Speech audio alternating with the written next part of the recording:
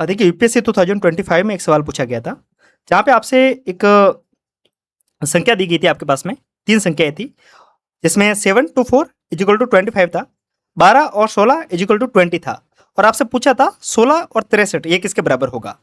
Reasoning का सवाल है, काफ़ी ज़्यादा कॉम्प्लिकेटेड लगा था एग्जाम में, मुझे खुद को लगा था क्योंकि उस समय दिमाग चल नहीं पाया था। बाद में समझ में आया कि यहाँ पे हो क्या रहा है, यहाँ पे कुछ नहीं कर रहा है, यहाँ पे स्क्वायर हो रहा है। नॉर्मली जब भी हमारे पास में कोई सीरीज बनती है तो अपन क्या करते हैं, जोड़ भाग के गुणा भाग करते हैं, पर यहाँ पे जोड़ भाग के गुणा भाग ना होके स्क्वायर हो रहा है। समझते हैं कैसे?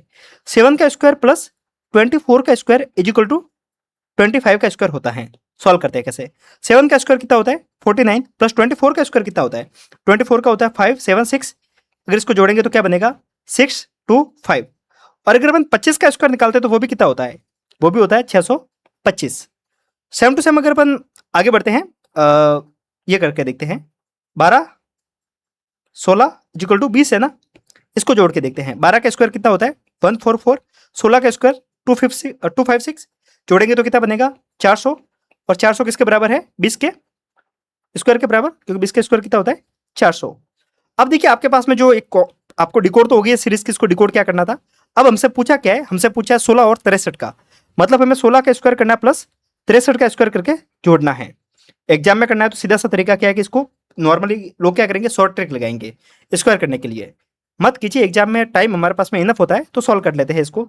16 का स्क्वायर कितना होता है 256, प्लस 63 का स्क्वायर निकालना है तो आप 63 इंटू 63 कर लीजिए। 3 इंटू 3 9, 3 इंटू 6 18, और 6 इंटू 3 18 का 8, असल लगी 1, 6 इंटू 6 36, 36 और 1 37। जोड़ते हैं इसको, 9 18 का 8 असल 1, और ये हो गया आपका 9 और 3। अब देखिए ये जो संख्या आ रही है इसमें आपको 2 5 6 ऐड भी करना है। जब इसको आप ऐड करेंगे तो क्या बनेगा आपका नंबर, ये बन जाएगा आपका 15 असल 1, ये बन जाएगा आपका 9 और 14 का 4 असल 1, और 12 1 और ये 4। अब देखिए आप सोचेंगे कि ये 42 और 45 ये जो संख्या आ रही है ये किसका वर्क है, इसको क्या सॉल्व करना है? इसको सॉल्व करने की जरूरत नहीं है, क्योंकि हमारे पास में जो भी ऑप्शंस दिए हैं ना, हमें सिर्फ इसमें ये पता करना है कि इसके लास्ट में जिसके भी 5 होगा वो इसका स्क्वायर होगा। ऑब्वियस सी बात है, क्योंकि इसके पीछे 5 आ रहा है। 5 को किसी भी संख्या के साथ में गुणा करते हैं तो वो 5 ही आती है। 5 को अगर 5 से गुणा करेंगे तो लास्ट 5 ही आएगा। अगर 4 को 4 के साथ में गुणा करेंगे तो 6 आएगा, यहाँ पे भी 6 आएगा, 0 का तो 0 ही आएगा। तो मतलब ओवरऑल इसका आंसर क्या होगा 65 होगा। ठीक है, हमें इसको पूरा सॉल्व करने की भी जरूरत नहीं था, ये भी देखने की जरूरत नहीं कि इसका लास्ट में 5 आ गया मतलब 65 है।